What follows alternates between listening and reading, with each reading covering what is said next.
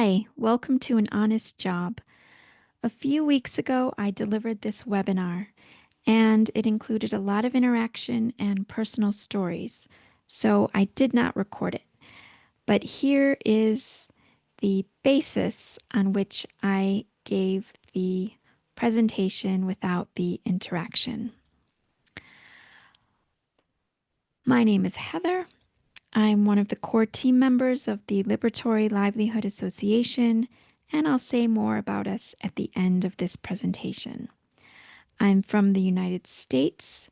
My father is Colombian. He's mestizo, which means a combination of Spanish and indigenous heritage.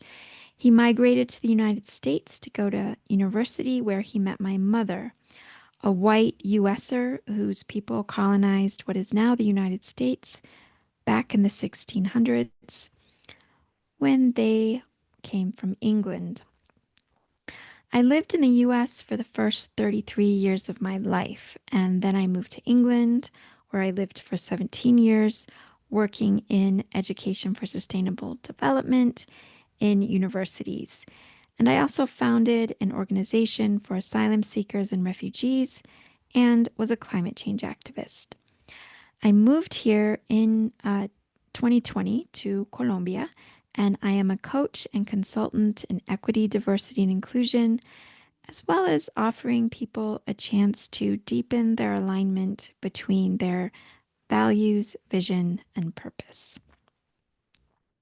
So, an honest job. I mean many different things when I talk about an honest job. Are you lying to others? Are you trying to convince people of something that isn't true? For example, a sustainability professional trying to say that McDonald's is sustainable or that Shell oil is sustainable? Are you telling people that cars will make them happy or that any particular product will make them happy? Are you saying that what you have to offer will be transformative to an organization, to a company? Is that really true? Some aspects of my past work included lying to others.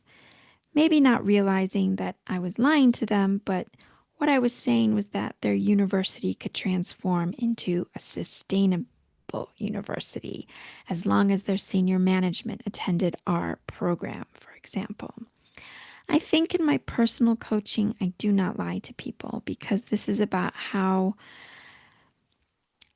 people can skill up around how to cope with the reality of the world in which we live and the reality of the workplace cultures we have in a capitalist society in the middle of multiple genocides. However, speaking to an organization, it may be that I am saying what organizations want to hear. But the reality of the context in which we work means that transformative change is nearly impossible without radical change on the outside.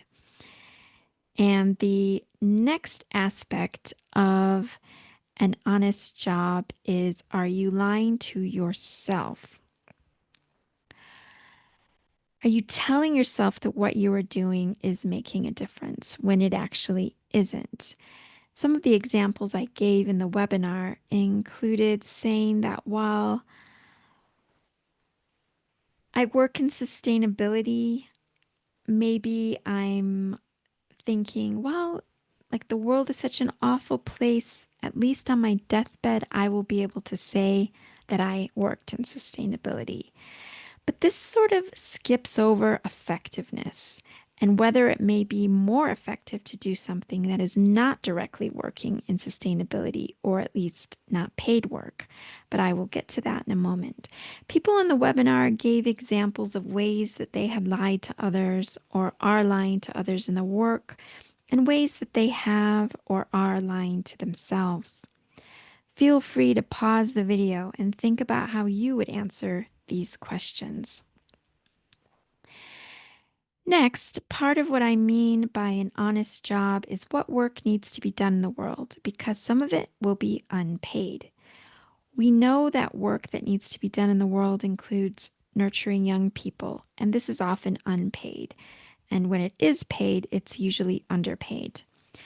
There's also other work that needs to be done. For example, when I said that an organization can't really be transformational without a radical transformation happening within the context of the world itself, the systems, the economic, monetary, financial systems in which we find ourselves, which are violent and destructive and destroying what we need to exist, normally you will not get paid for this kind of work that is changing the systems itself. And we talk about the nonprofit industrial complex and how usually, if you're getting paid within this industry in a nonprofit, a lot of that money goes towards figuring out how to sustain the organization itself. And wealthy donors will not give money to something that could undermine the system that created and maintains their wealth. So the work that needs doing may be unpaid, oftentimes is unpaid. Doctors, of course, get paid, nurses get paid. We need their services. People who deal with our wasteful society, collecting garbage and rubbish, get paid usually. So there are some things that need to be done that do get paid, and a lot of things that don't. So, what good is paid work then? Well, obviously, you've got to pay the bills. You can question how necessary some of your bills are, though. The obviously extreme examples would be luxury vacations and holidays and needing, so-called needing to afford that, needing to afford first class, needing to afford private schools. You can question what you're actually paying bills for. And of course, we don't actually need money. Money is not one of our needs as humans. We could meet one another's needs without money. So, a thought experiment would be to think of the different ways that you could get your needs met in non monetary ways. Everything you spend money on, think about how you could lower that by exchanging with other people. For example, living with people, sharing food preparation time, car sharing, of course, switching to public transport where it's possible. There are ways that we can change our lifestyles. Possibly that would lower bills. But of course, we will run against huge barriers. There isn't public transport, or there isn't, we're not able to make our own thyroid medication. We either need to pay for insurance or be able to pay out of pocket for the medication, for medical exams, etc. So this is just a way for you to notice where there is some choice in the bills you pay and where we run up against some pretty big barriers. We might do paid work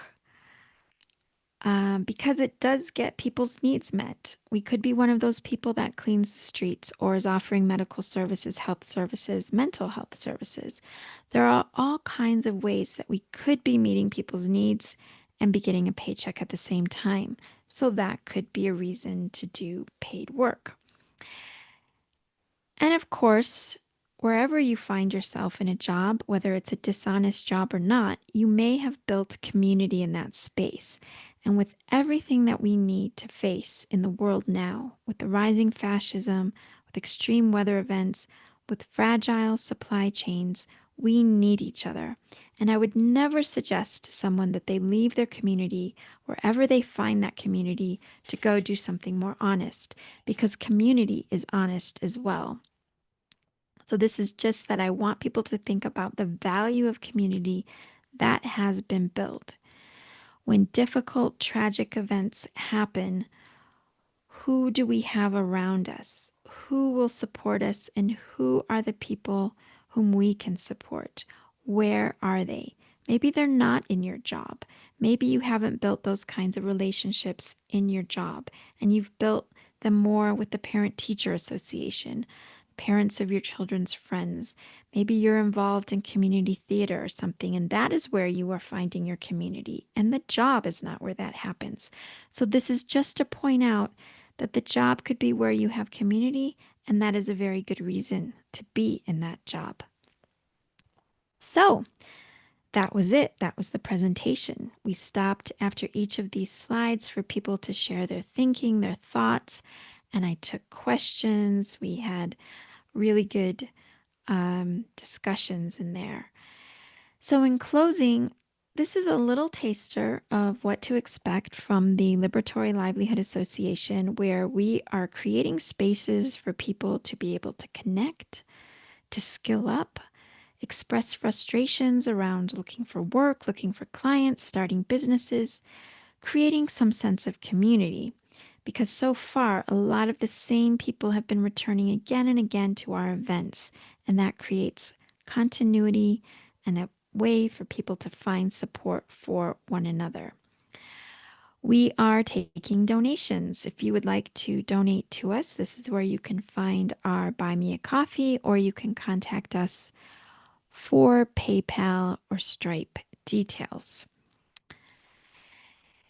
And this is us, Kay, Kim, Chris, and me, Heather.